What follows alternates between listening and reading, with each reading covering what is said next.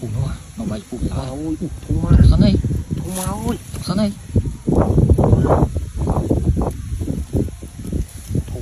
cục mấy cục của cái này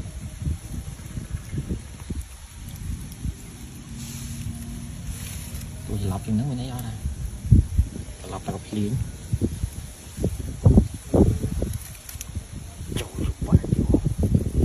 quỳ này tay một tầm lỡ nè một lần phò là cầu mềm thì nó chân rồi mềm pin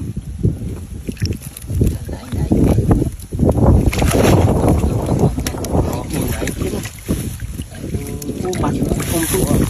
bạn nói là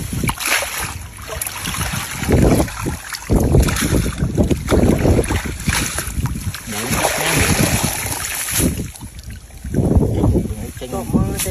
thấy con pha la này hẹp lưới pin